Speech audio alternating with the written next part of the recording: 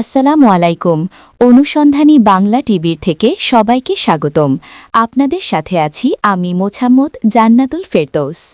সীতাকুণ্ড থেকে মোহাম্মদ সামাদ নিজস্ব প্রতিনিধি জানিয়েছেন, সীতাকুণ্ডের সন্ত্রাসীদের গুলিতে র্যাব কর্মকর্তা নিহত। সীতাকুণ্ড উপজেলার সালিমপুর ইউনিয়নের জঙ্গল সালিমপুর এলাকায় সন্ত্রাসীদের গুলিতে র্যাবের এক কর্মকর্তা নিহত হয়েছেন। নিহত মোতালেব ডিএডি পদমর্যাদায় র্যাবের পতেঙ্গা ব্যাটালিয়নে কর্মরত ছিলেন। সোমবার ১৯ জানুয়ারি বিকেলে চট্টগ্রাম র্যাবের একটি দল জঙ্গল সালিমপুর এলাকায় অভিযানে গেলে দুর্বৃত্তরা তাদের ওপর হামলা চালায়। এ সময় গুলিবিদ্ধ হয়ে গুরুতর আহত হন মোতালেব। পরে তাকে উদ্ধার করে চট্টগ্রাম মেডিকেল কলেজ হাসপাতালে নেওয়া হলে চিকিৎসাধীন অবস্থায় তিনি মারা যান। চট্টগ্রাম জেলা পুলিশের অতিরিক্ত police super crime Sirajul Islam RAB কর্মকর্তার নিহত হওয়ার বিষয়টি নিশ্চিত করেছেন।